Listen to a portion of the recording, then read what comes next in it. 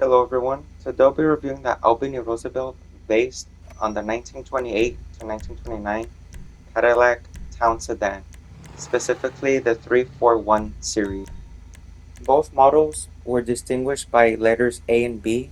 The later B model came with more cosmetic upgrades and some minor mechanical changes. Some changes included the grille and the bumpers and trim as well. This does share some similarities with the later 1930 to 1931 335 model as well. Uh, for those who don't know, Rockstar likes to mix different model years and different vehicles together to avoid copyright. But what they did it pretty well. It's 90% accurate to the real life thing, regardless of those minor changes and tweaks that they do. But with all of that stuff out of the way, the customization is pretty lackluster. If you want more customization options, you'll have to upgrade to the Valar model, which comes with more customization. This model is cheaper than that model by about $300,000. But you really don't need extra customization since this is already accurate without it. All that you really have to choose from here is just the color uh, and the performance. The performance upgrades are pretty cheap. So with all that stuff out of the way, I'm just gonna focus on the colors here. I really like, a nice dark red here. So that's what I'm gonna go for. But besides that, I'm gonna show you through all these different colors.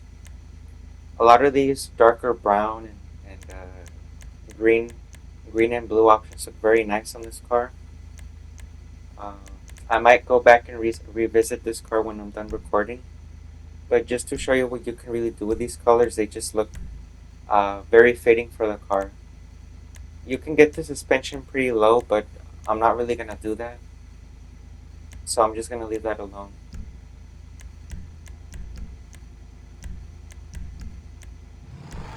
For the wheels, I'm gonna show you what you can do. I'm personally gonna leave the stock wheels on, but if you want to do something aftermarket, the triple bolts look pretty nice, as well as the split six. But it all depends on what type of style you're going for.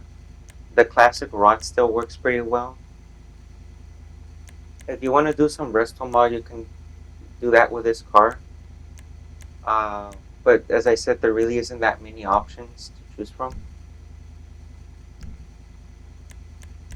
But I'm just gonna put my usual, bulletproof tires for this since I play a lot in free mode.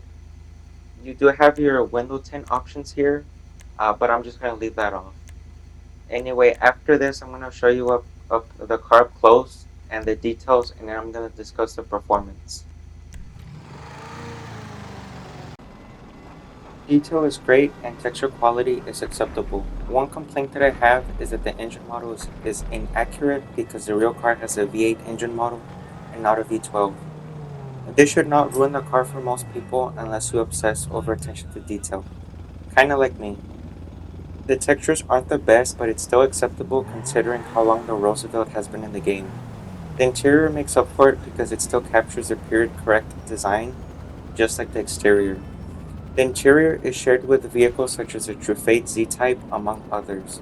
The developers that made this put as much effort as they could considering the hardware limitations just a few years ago. I'm still pleasantly surprised with the details, and I'm sure you guys will be as well.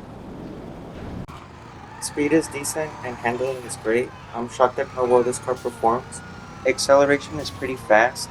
However, one issue that I have with it is that you really have to slow down a lot to make tight turns. I'll show you an example of that in a bit once I get there.